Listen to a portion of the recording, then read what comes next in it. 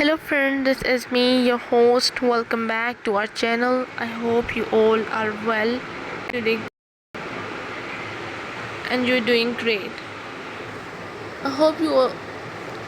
So I'm back with another video with another book to give a review on, which is A New Lease of Life. This book is by Celia Anderson. This book is full of romance, female friendship, small town setting, funny and feel good. About new beginnings. Cast of lovable characters.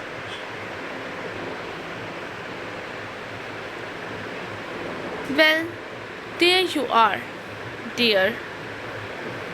The shop's all yours for the next few months. A year at the very most. That should be plenty long enough.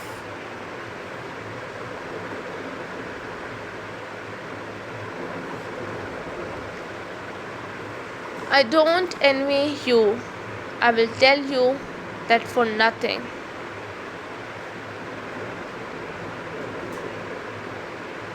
Sylvia Nightingale gave one of her trademark sniffs and pursed her lips.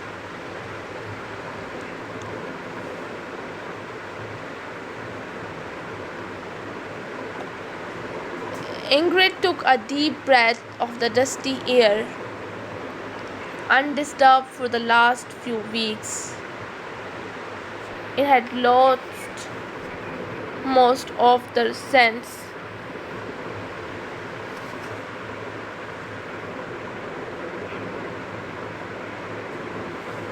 She remembered from the childhood visits to her aunt's general store.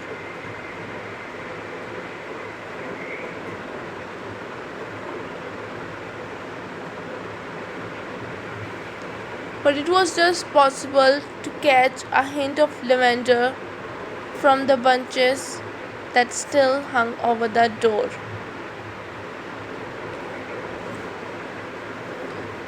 Dry and withered now.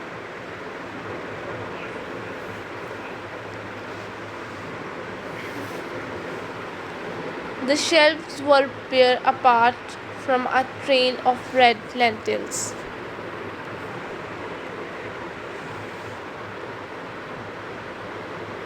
A moldy apple and one black school plimsoll lying on its side.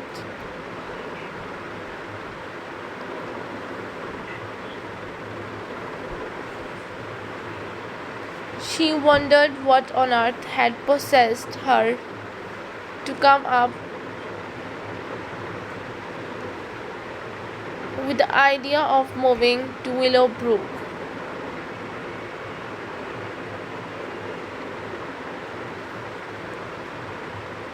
It would have been better to go with her original plan of buying a second-hand camper van and setting off on a real adventure.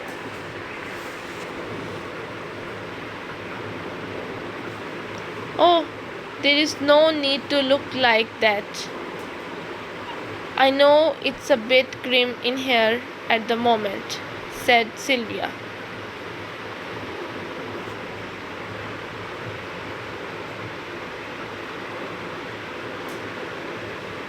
Sensing Ingrid's shudder, the cleaners will be here this afternoon and they will leave everywhere spotless.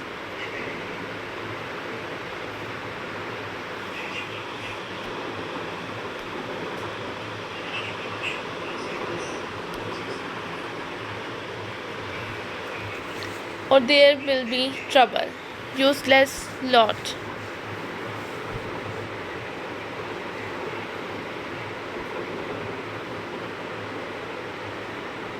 They were meant to come yesterday and do a full sweep of the place.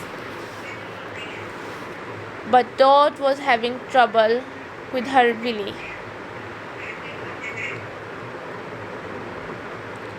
Her Willie? Ingrid's mind began to conjure up pictures that she didn't want to see. But luckily,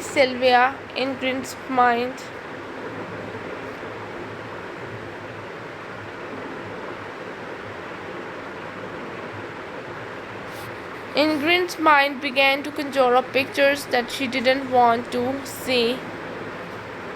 But luckily, Sylvia hadn't finished her explanation.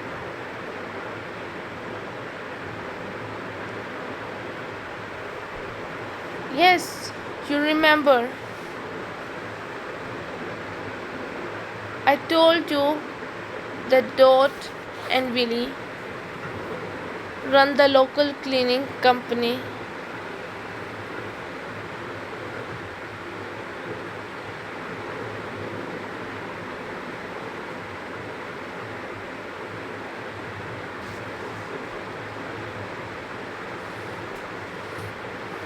Well, the silly man only went and fell downstairs yesterday. Dot had to call in some temporary help. So annoying. Yes, I can see it would be for him.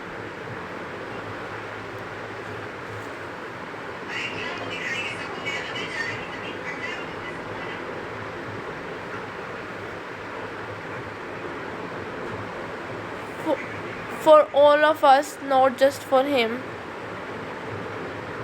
I said,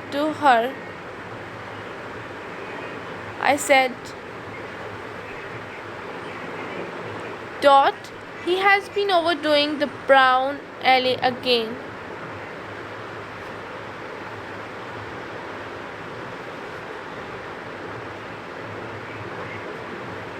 And she got quite huffy, but apparently it was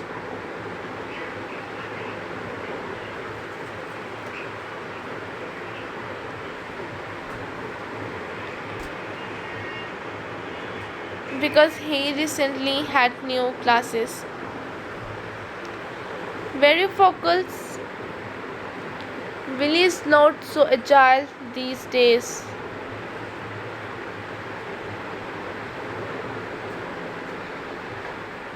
His legs play him up sometimes.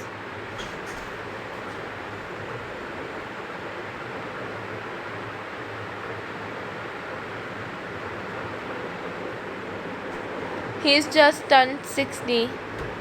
Sylvia stopped. As if this was quite enough of a reason to fall downstairs.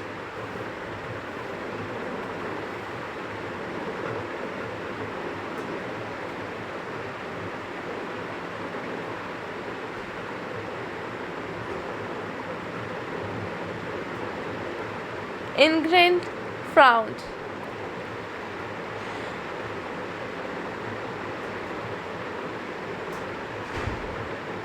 At 52, her own eyesight was still spot on, and all her limbs were in excellent working order.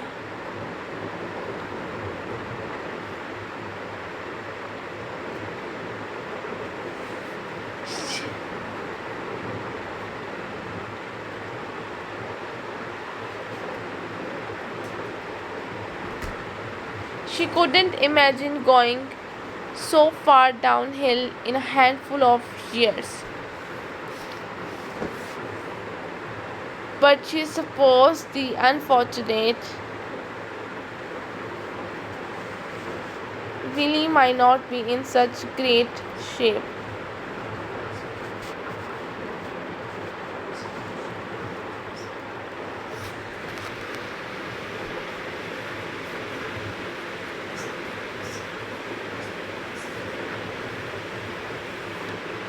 Seeming to follow her niece's train of thought, Sylvia looked Ingrid up and down. Of course, You have always looked after yourself,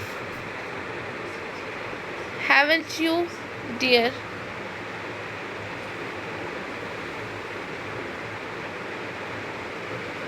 I suppose not having children, you had the spare hours to do the pampering.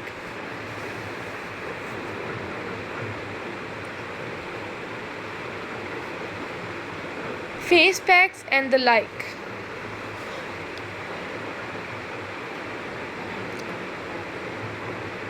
Willie and Dot have got 6 kiddies and a couple of grandchildren to keep them busy.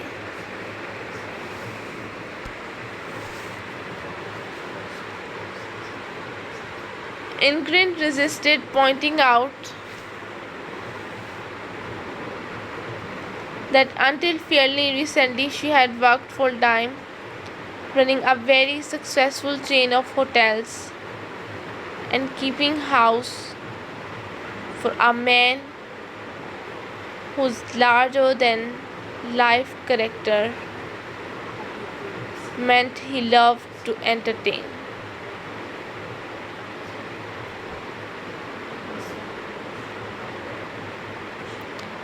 Insisted on his wife accompanying him to various dinners and fundraising events.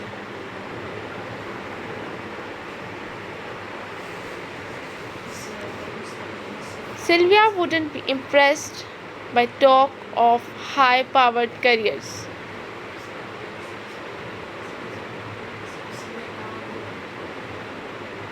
She had kept this village shop and her family taking over for years with minimal help.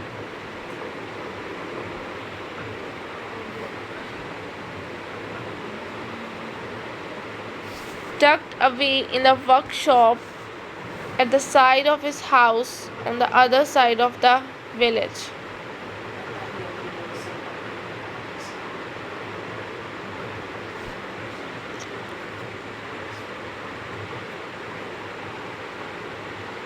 Geraldine turned up the radio and continued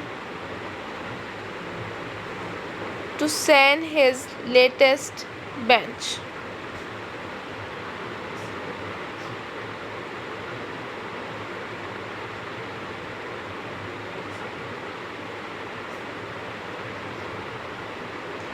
Over the years since Trina and Olivia had left him, his lifestyle had changed considerably.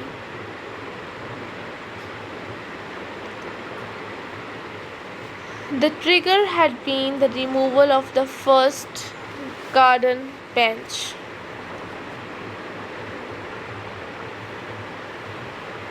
The one he had created for his family.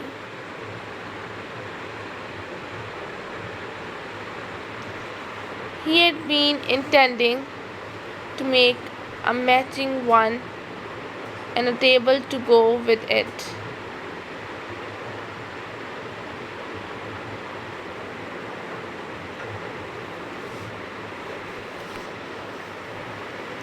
Hoping that 3 deans might one day become 4 or even 5. But Trina had put faith to do that.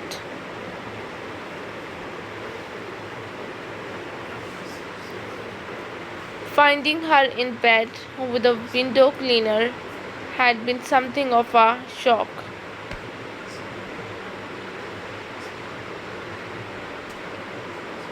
Joel gave a shudder as he remembered that fateful day.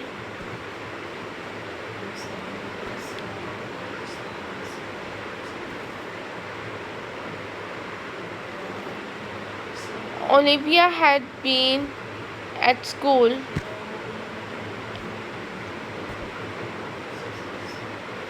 and he had a booking to fit a kitchen 50 miles away. But at the last minute, the job was cancelled. and he had driven home anticipated making a bacon sandwich and having a crafty read of his latest library book.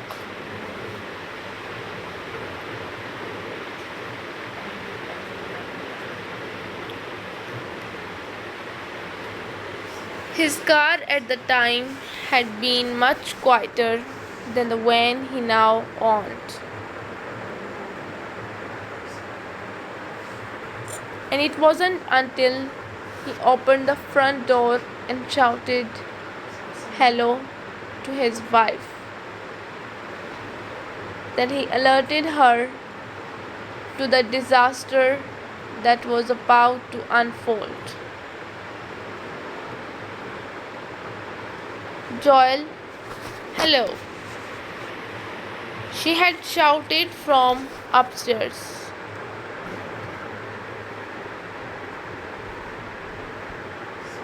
Hang on, I will come down. I was just sorting the laundry. I'm coming up.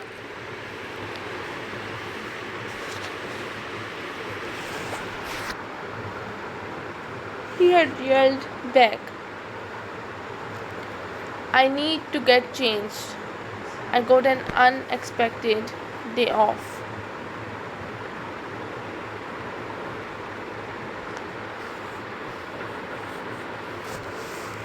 He was about to enter the bedroom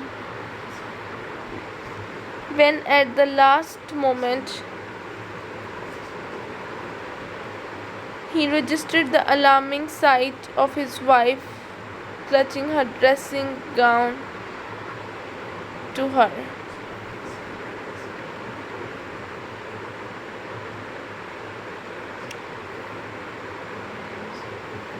Joel exchanged glances with Ingrid. Do those words fill you with the same dread they give me? He asked her.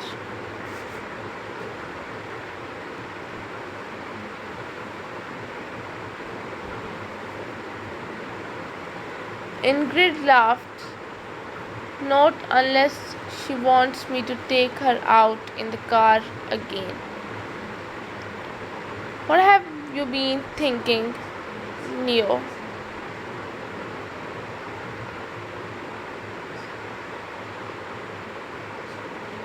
I was wondering. Leo stopped, looking unusually nervous. Go on, said Joel.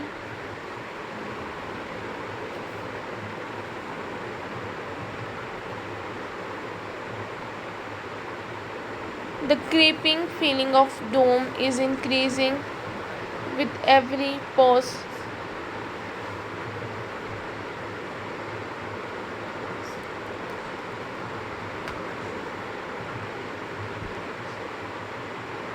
I thought, well, I know you didn't really want me to move in with you permanently, Dad.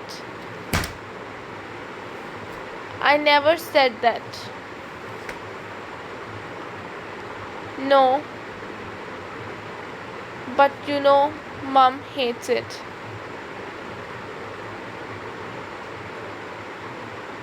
She's jealous of you and me being together. Don't look at me like that. You know she is.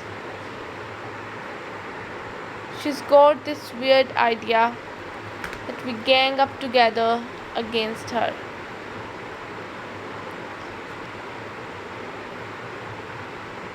So I wondered,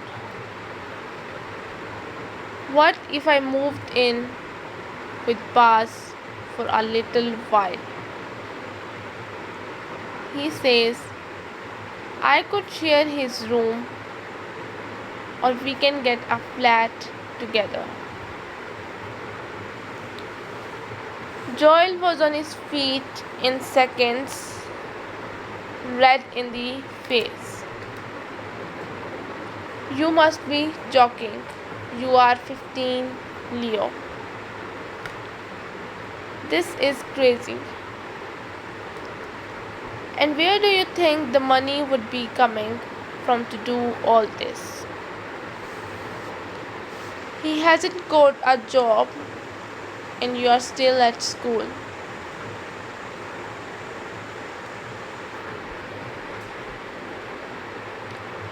I thought you wanted to stay with me for a while.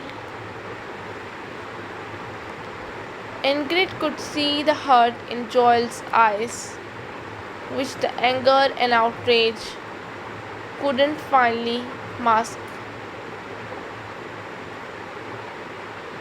Her heart bled for them both.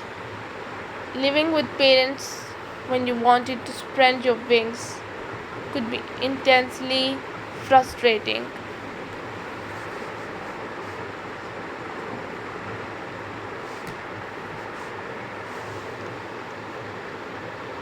She remembered it well, but had never been brave enough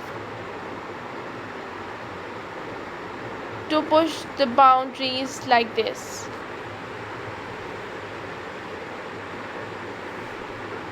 It's not crazy. I like cooking and making a place homely.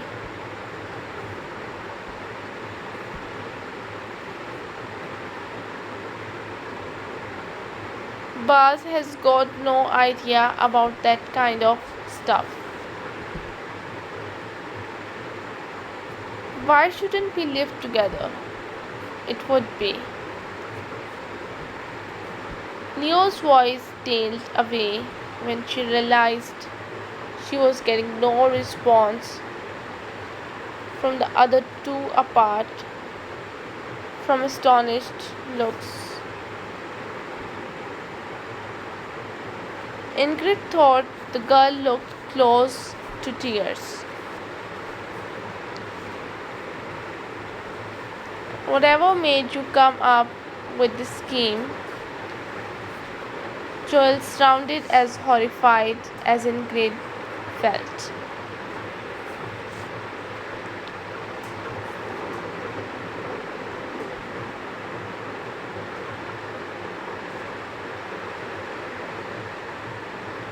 You are much too young to be thinking about moving with some boy. You need to settle down with either me or your mom and stop making daft plans. This is ridiculous. Ridiculous, is it? Dad, I mean it. I can't stay at yours long term because mom will kick off. She is already sending me angry texts.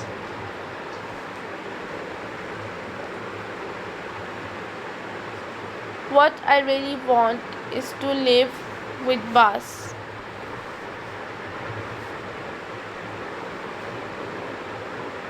You can't stop me.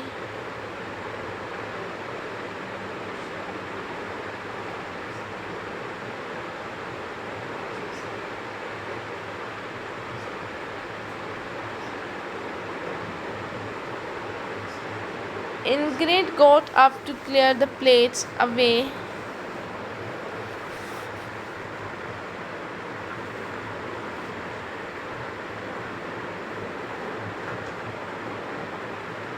Her mind in a whirl.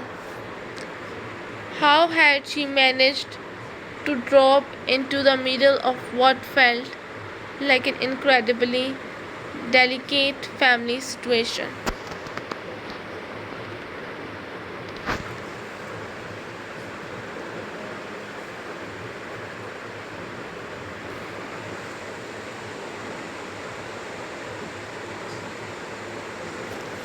When she turned back to the table, Joel was pacing the floor, eyes blazing, and the sound of footsteps clumping down the stairs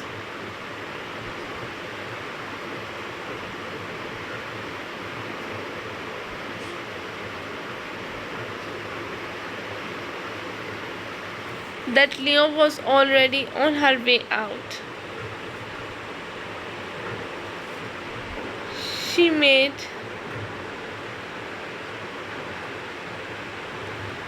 as if to follow the girl, but Joel held up a hand.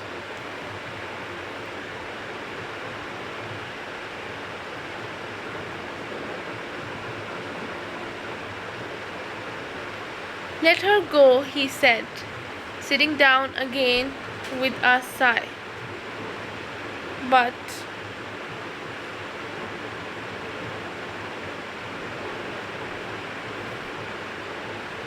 nothing. She's having a tantrum and she needs to get it out of her system.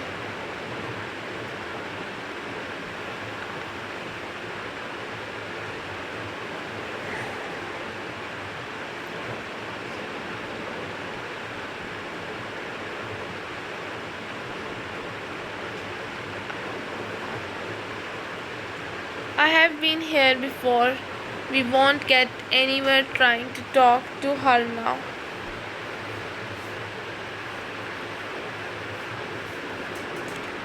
The use of the word we gave Ingrid mixed feelings.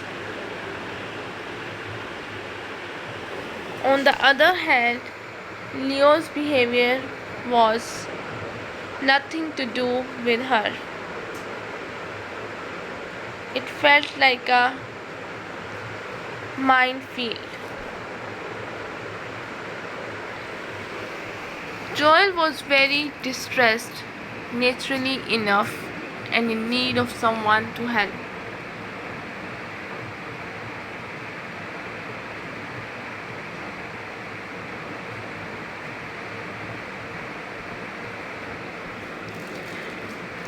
It warmed her heart to think he was able to share all this angst with her so soon in their friendship, but equally it was alarming.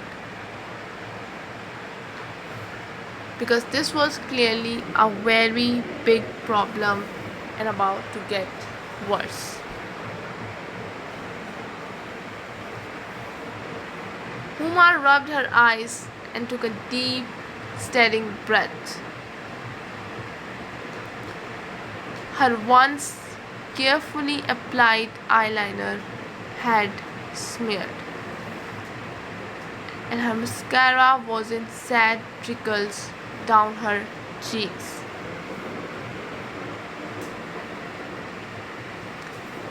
Well, when I found Tommy, everything changed. At first, he didn't want to believe me when I said he was my father. But it was soon obvious that it was true when I gave him crucial dates and all the information about Mom.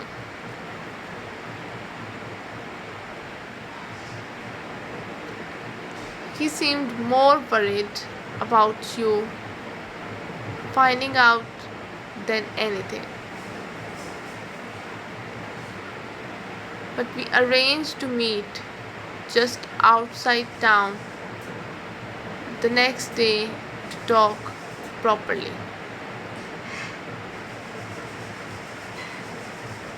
Let's sit down again, said Ingrid. I'll make more tea. The bathroom's just through that door if you want to freshen up.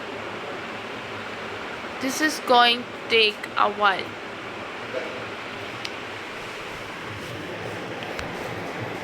Huma nodded gratefully and picked her bag up from the floor before heading for the bathroom.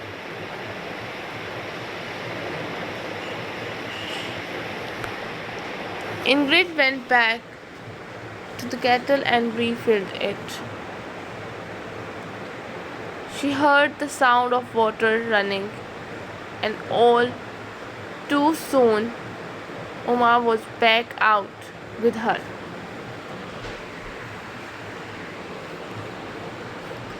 They sat down on the sofa together again. The soothing aroma of the peppermint tea mingling with Uma's scent, newly sprayed. It was musky and heady. Strangely at odds with the innocent look of the girl.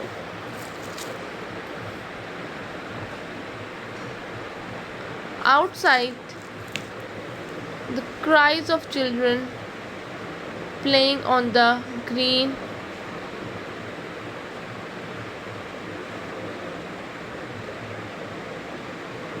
reminded Ingrid that normal life was still going on out there.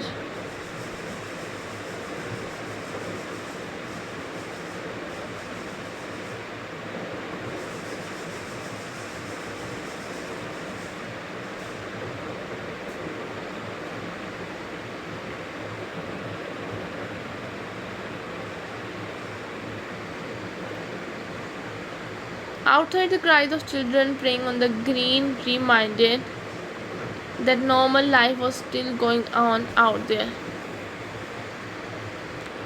It was only here in her flat that everything had changed. Carry on with what you were telling me, she said to Uma.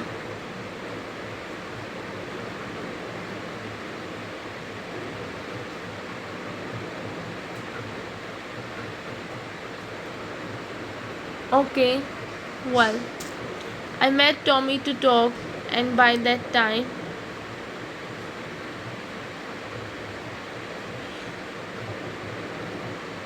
he had accepted that I was his daughter.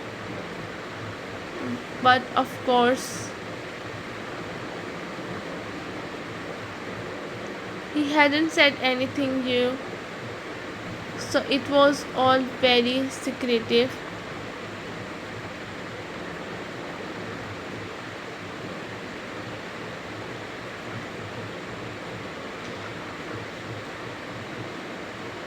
He wanted to go and see Mom to talk to her about everything, but I explained how ill she was, and he agreed to keep away. We arranged to meet again, and he went back to work. And what did you do next? To Ingrid, this whole affair was starting to have the air of a soap opera.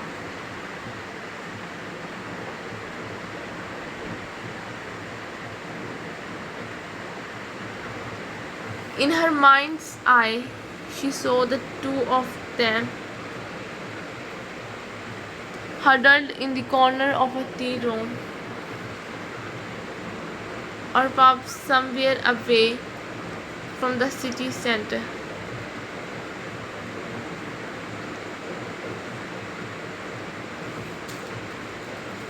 With Tommy muttering under his breath and glancing round furtively.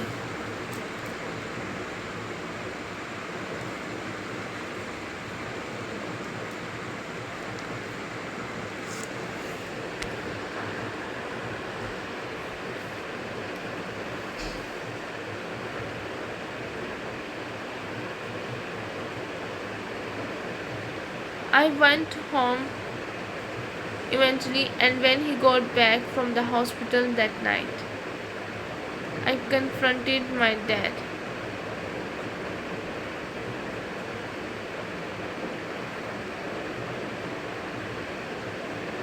I was furious with my parents for keeping in the dark. He admitted everything, but Mom was still very sick. She had just started her second bout of chemo. He begged me not to talk to her about Tommy, and I didn't.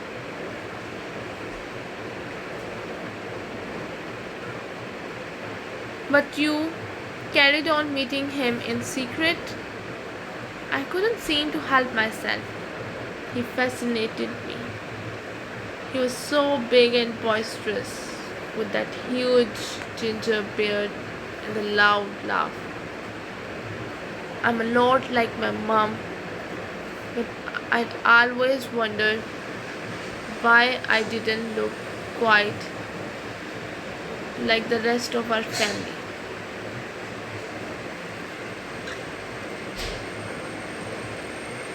My two younger brothers have slightly darker skin than me, and so do all my cousins. Now I can see why. We met twice more, always somewhere out of the way of prying eyes. I felt like his dirty secret, but I wanted Tommy too, to love me, I suppose.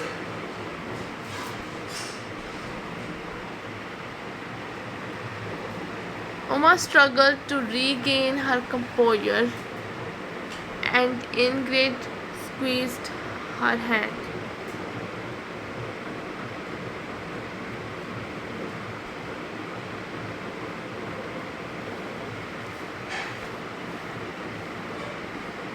Just carry on when you are ready. She was still imagining the scene. Tommy would have been intrigued by this unexpected daughter, but dreading Ingrid finding out. Which somehow underlined how little he really knew his wife. After the initial shock, Ingrid was sure she would have welcomed Uma. It was horribly sad that the girl had been kept in the shadows and made to feel unacceptable in Tommy's life.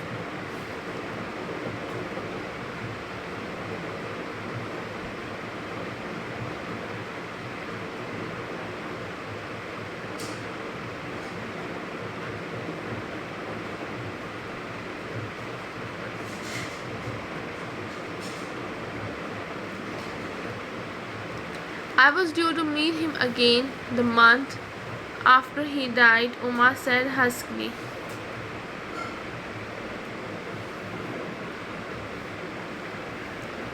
I was surprised when he didn't get in touch as usual to arrange a place for us to see each other, but I just thought his work must have got in the way.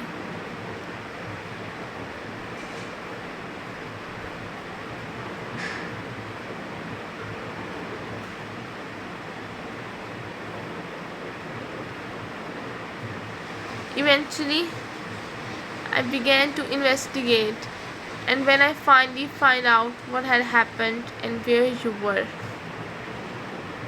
I ended up joining a Facebook community page for Willow Brook Village. It was only this week that I found it. That was when I saw your name mentioned. My name? I don't use Facebook. Light don't. Oh, I see.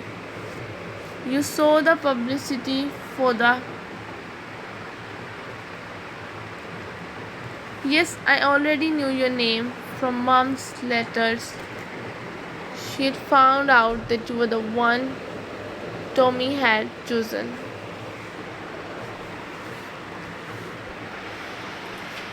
Your new shop was being promoted. I came to find you as soon as I could. I don't want to make trouble for you. I really don't want to make trouble for you. I really don't. Uma turned to look Ingrid full in the face.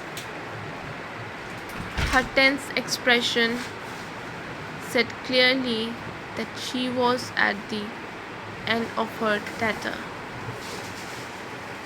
Ingrid didn't blame her. This was a hideous situation.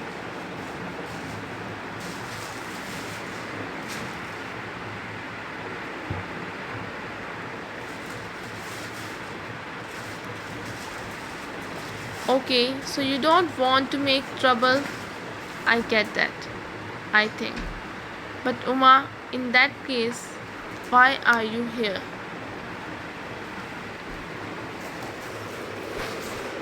Ingrid said as gently as she could manage.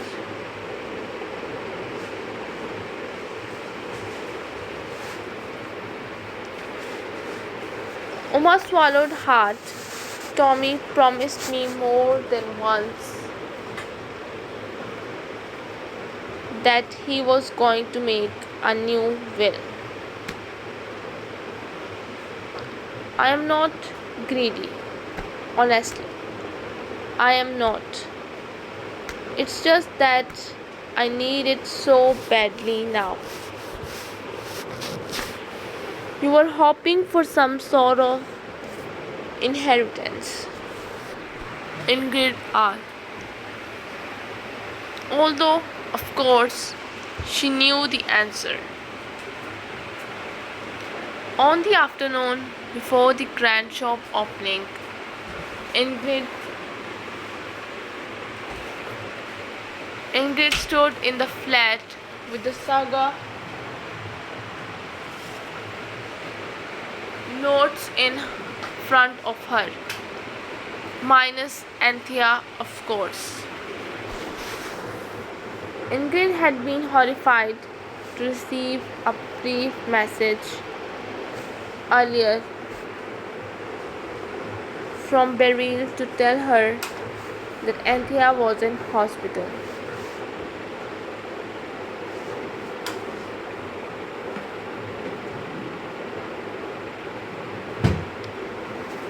She and Winnie had said that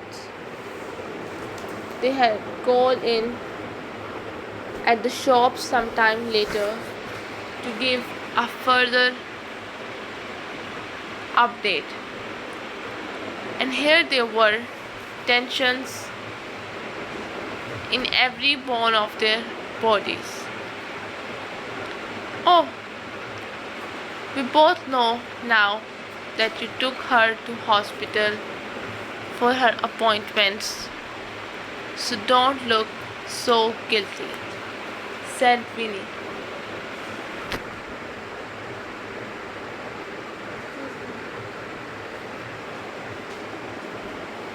But nobody expected it to turn out like this.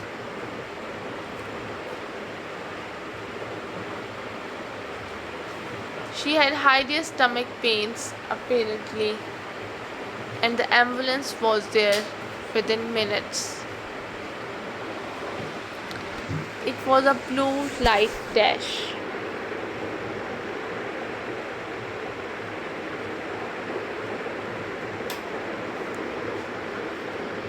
She asked us to pass the message on to you because she is trying to save her phone battery until we can bring her a charger.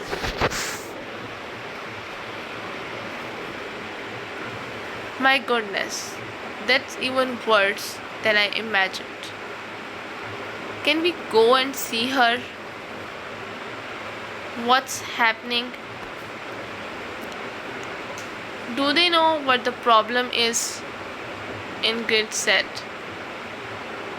trying not to mind that Anthea hadn't called herself. Of course She'd need her phone to last out, and these two were her oldest friends. But even so, it stung a little. She is still in A&E on a trolley. They have done a few tests and she is waiting for a bed on a ward.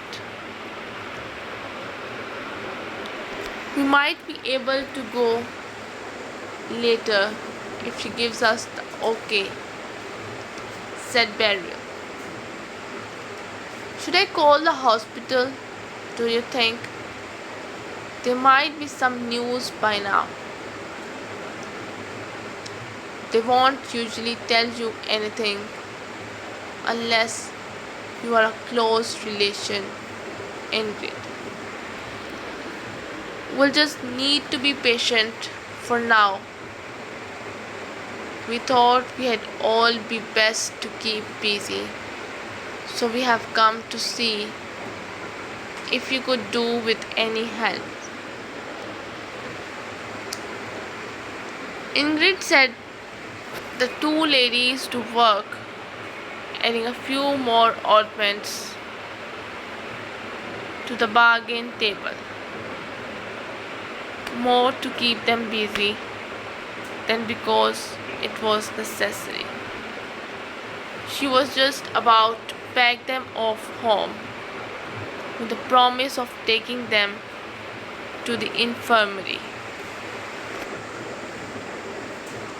If Anthea phoned to say visitors were allowed, after all, when there was a rattle at the door, and they all turned to see a young woman with multicolored dreadlocks standing outside.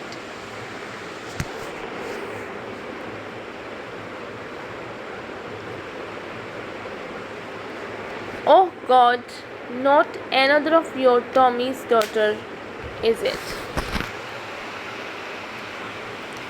Winnie said with a cackle.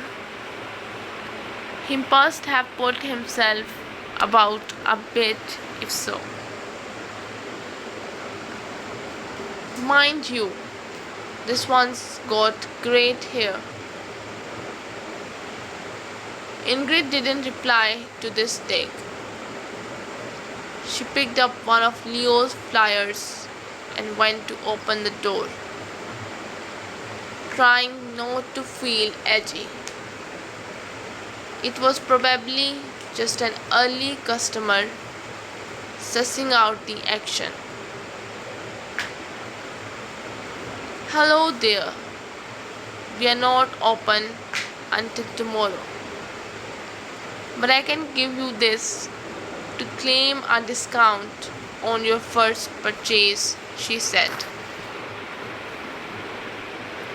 Hi, I know you are not open yet, but I wanted a word before that. If possible. I am Candy, said the woman, smiling broadly. I saw the shop advertised on the Willow Brook Facebook page.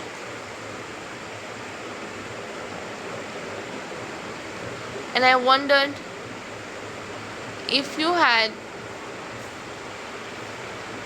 be up for an interview on local radio.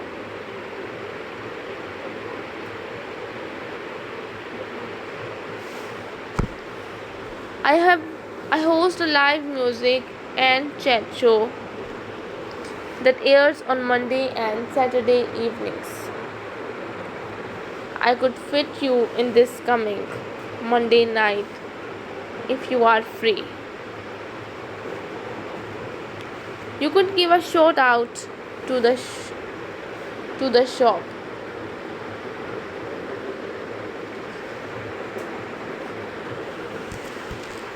Say yes, shouted Beryl from behind Ingrid, where she had been shamelessly eavesdropping. It will be great for business. Yes, you go, girl, Winnie added, coming up to stand at Ingrid's shoulder. This is Candy Shannick. I always listen in to your shows, honey, especially the phone-ins. I bet you see my phone number popping up every single show. I love your Reggie R on Saturdays. You should see me boogieing in the kitchen. She gave an enthusiastic wiggle to demonstrate, nearly knocking Ingrid over. Ingrid smiled. You'd better come in. My PR team seemed to be in favor of this idea. But I have got to say, I am not so sure.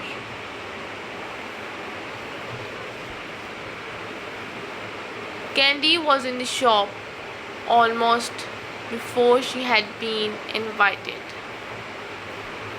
looking round with interest and sizing Ingrid up into the bargain. I love the idea of this place, she said. I wish my parents would do something similar. They are still in Jamaica, but they are moving over here soon to near me. And my sister is giving us a horrible feeling they are going to be bringing everything they have collected over the years with them. Beryl and Winnie gave Ingrid thumbs up signs as Candy wandered around the shop. Don't be a wimp, dear, whispered Beryl. We need all the publicity we can get. The shop felt strange and slightly eerie in its almost empty state, and Ingrid's voice echoed as she called to Leo and Oma, who were upstairs in the flat.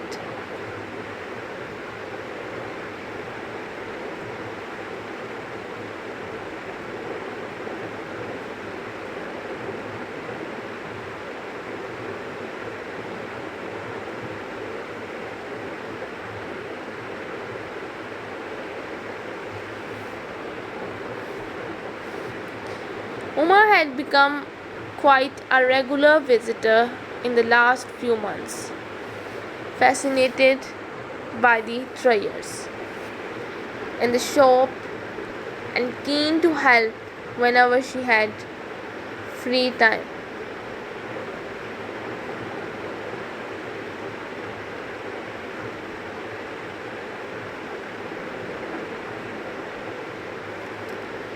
Leo seemed equally happy to have made a new friend,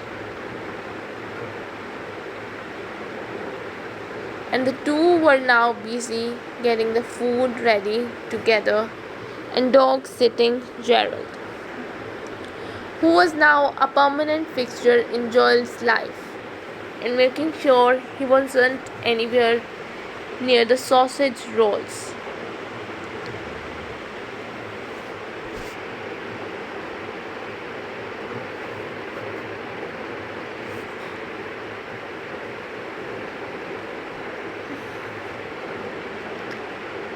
We have only got an hour before they all arrive, Ingrid shouted. Will we manage it?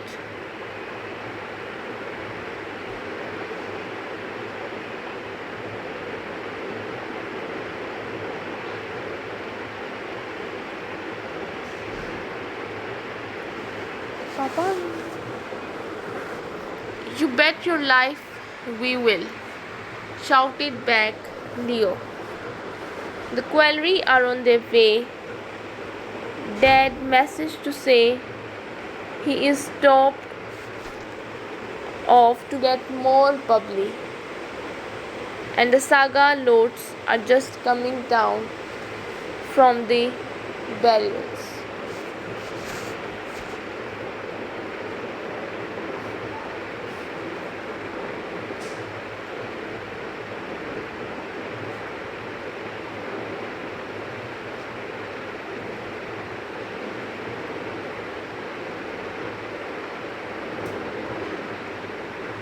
Right on cue, Beryl, Anthea, and Winnie appeared at the front door laden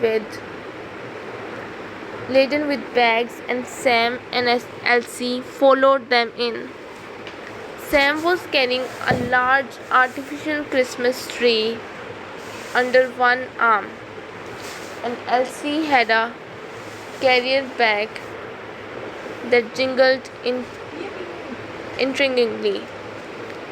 Action stations troops, said Beryl, as Anthea quickly erected a folding table and Winnie began to unpack enough party nibbles to feed most of the residents of Willow Brook. I hope there is enough, Sam said doubtfully. If only you hadn't invited so many people, we could have done pizzas and kept it simple. So this is all we have from this side. I hope you guys like the story. If you did, don't forget to press the like button. So I'll be back with another video with another book. Till then, just take care and goodbye.